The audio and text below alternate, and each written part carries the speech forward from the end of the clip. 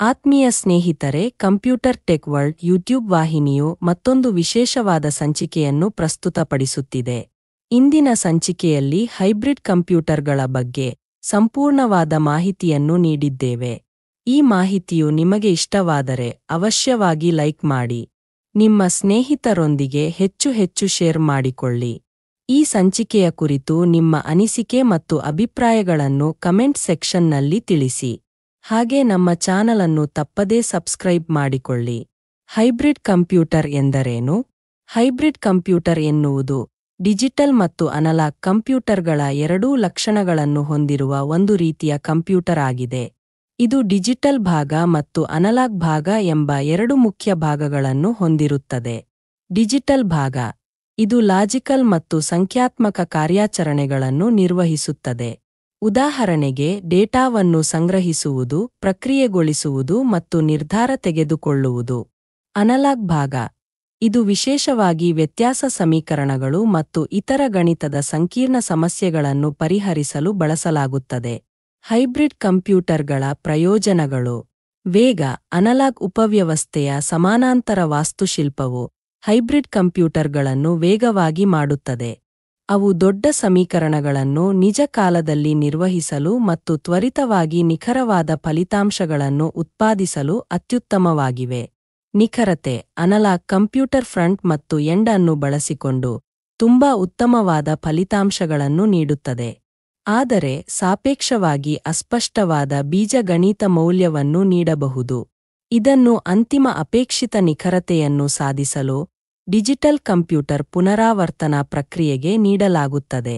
Hybrid ಕಂಪ್ಯೂಟರ್ಗಳ ಉದಾಹರಣೆಗಳು: ಇಲೆಕ್ಟ್ರೋಕಾರ್ಡಿಯೋಗ್ರಾಮ್ ಯಂತ್ರ, ECG.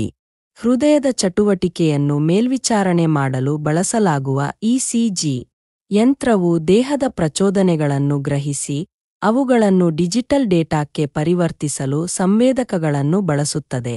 ಫರೆನ್ಸಿಕ್ಸ್. Hybrid ಕಂಪ್ಯೂಟರ್ಗಳನ್ನು ಹಲವಾರು ಫರೆನ್ಸಿಕ್ ಸಂಬಂಧಿ ಕಾರ್ಯಗಳಿಗೂ ಬಳಸಲಾಗುತ್ತದೆ. ಸರಳವಾಗಿ ಹೇಳುವುದಾದರೆ, ಹೈಬ್ರಿಡ್ ಕಂಪ್ಯೂಟರ್ ಎನ್ನುವುದು ಡಿಜಿಟಲ್ ಮತ್ತು ಅನಲಾಗ್ ಕಂಪ್ಯೂಟರ್ಗಳ ಅತ್ಯುತ್ತಮ ಗುಣಲಕ್ಷಣಗಳನ್ನು ಸಂಯೋಜಿಸುವ ಒಂದು ಸಾಧನವಾಗಿದೆ.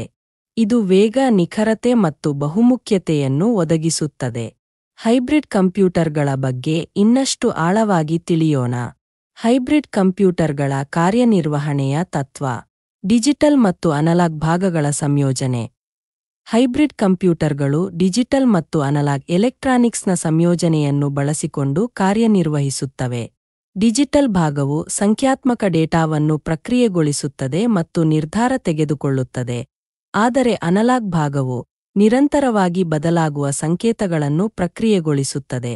ಡೇಟಾ ಪರಿವರ್ತನೆ.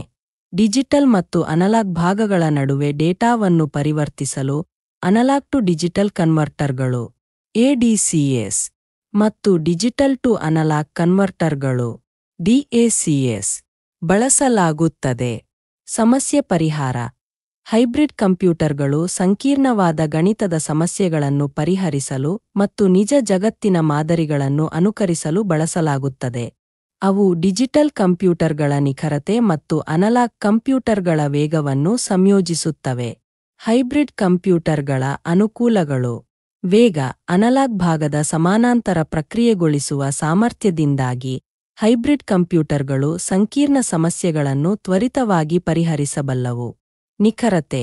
ಡಿಜಿಟಲ್ ಭಾಗದ ನಿಖರತೆಯಿಂದಾಗಿ ಹೈಬ್ರಿಡ್ ಕಂಪ್ಯೂಟರ್ಗಳು ನಿಖರವಾದ ಫಲಿತಾಂಶಗಳನ್ನು ನೀಡುತ್ತವೆ.